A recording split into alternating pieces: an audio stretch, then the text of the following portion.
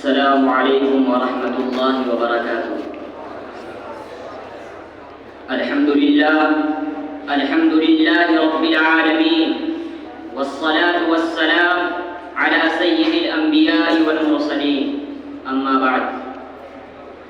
ہے عیاں یورش تاتار کے افسانے سے، ہے عیاں یورش تاتار کے افسانے سے، پاسباں مل گئے کعبے کو صنم خانے سے۔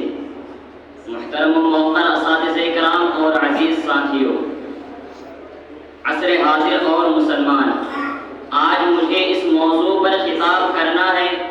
یہ وہ تلخ موضوع اور اذیت ناک عنوان ہے جو دلوں کو تڑپا دیتا ہے، آنکھوں کو اشکبار کر دیتا ہے، روح کو مضطرب کر دیتا ہے۔ اس لیے کسی مقرر کے لیے اس موضوع پر خطاب کرنا گویا کہ اپنے درد کے ساز کو چھیڑنے اور اپنے دل کے زخموں سے کھیلنے کے مطابق ہے۔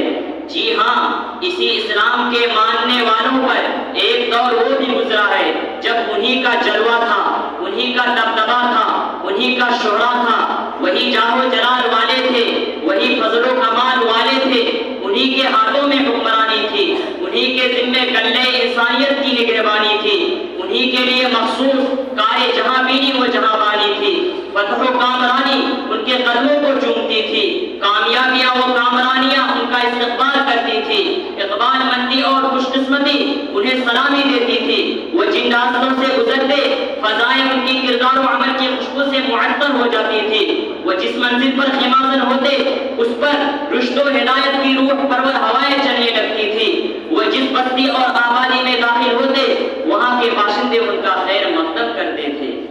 کیا لوگ تھے جو راہ وفا سے گزر گئے، کیا لوگ تھے جو راہ وفا سے گزر گئے، جی چاہتا ہے نقش قدم چومتا چلوں۔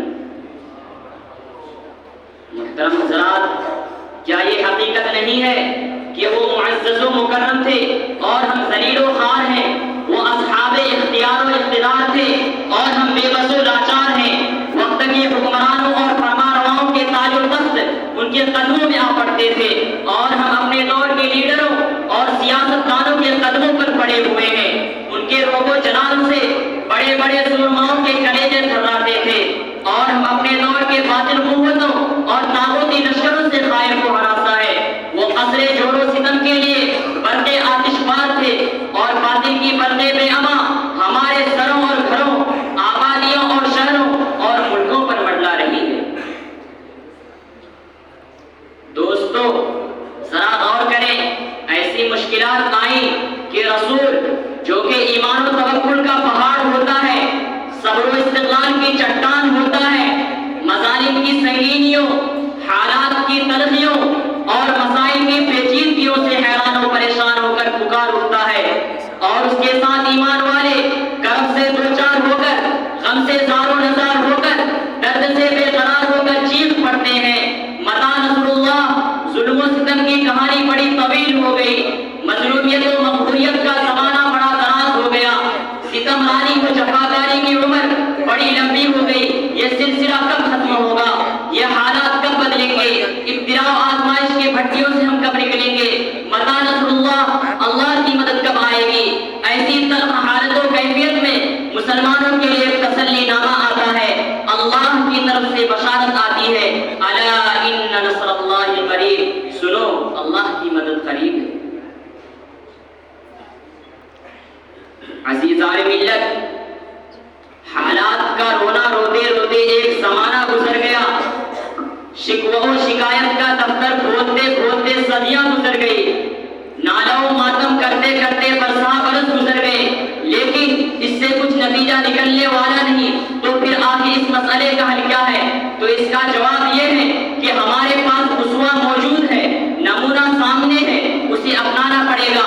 دور اول کے جن مسلمانوں کا تذکرہ آپ سنتے آئے ہیں کہ انہوں نے ایسے حالات میں کیا رویہ اختیار کیا اور کس روش پر چلے اور پھر ترقیات کے کن منزلوں تک پہنچے۔ قوت باطل نے انہیں اللہ سے دور کرنا چاہا تو وہ اور قریب ہوئے، اسلام سے روکنا چاہا تو وہ اور اسی کی طرف بڑھے، دین سے ہٹانا چاہا تو وہ اسی پر ثابت قدم رہے، کلمہ پڑھنے سے باز رکھنا چاہا تو پتھروں کی چٹانوں کے نیچے عہد کا نعرہ بلند کرتے رہے۔ شہادت توحید و رسالت پر پابندی عائد کی تو کعبہ کی چھت پر کھڑے ہو کر شہادت کا ترانہ گاتے رہے، سجدوں کی ممانعت کر دی تو پہاڑیوں کی گھاٹیوں میں چھپ چھپ کر اپنے خالق و مالک کے سامنے جمیل نیاز خم کرتے رہے۔ محترم حضرات، ہمارا معاملہ دیگر اقوام سے مختلف ہے۔ دنیا آگے بڑھ کر ترقی کرتی ہے اور ہم پیچھے پلٹ کر ترقی کریں گے، اس لیے آئیے انہی راستوں پر پھر سے گامزن ہو جنہیں ہم نے چھوڑ دیا، انہی راہیوں سے پھر سے جا ملے جن سے ہم بچھڑ گئے، اسی در سے پھر سے چمٹ جائیں جس در کو چھوڑ کر ہم در در کی ٹھوکریں کھا رہے ہیں۔ وآخر دعوانا